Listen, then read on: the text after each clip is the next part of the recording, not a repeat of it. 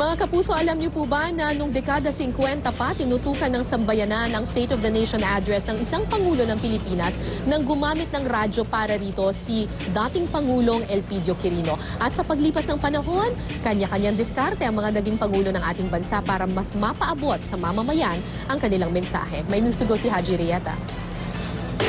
Finally shown the true face of foreign finance. Ang State of the Nation Address o SONA ang taunang report ng Pangulo tungkol sa Estado, mga natupad na proyekto at mga problemang kailangan pang lutasin sa bansa.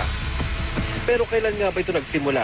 Ayon sa mga historian, hindi nagdaos ng SONA ang unang Pangulo ng bansa na si Emilio Aguinaldo. Tinuturing na unang State of the Nation Address kay Manuel Quezon on the country's conditions and problems. Yun yung tawag. Hindi pa talaga SONA State of the Nation Address.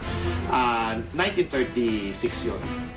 Pero noong 1950, lamang daw sa panahon ni Pangulong Elpidio Quirino, unang natutukan ng mga mamamayan ang SONA ng Pangulo.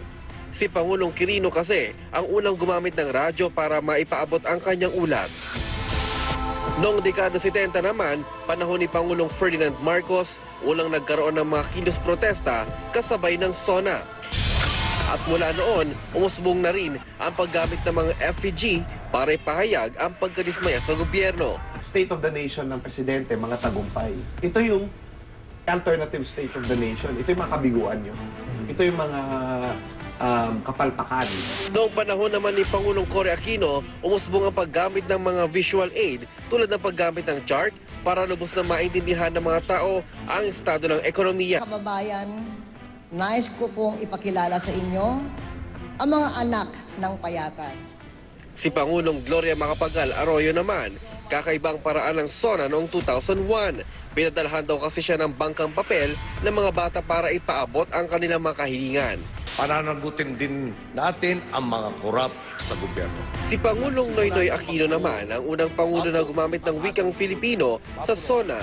Malaking pagbabago daw ito dahil mas maintindihan ng mga masa ang mensahe ng Pangulo.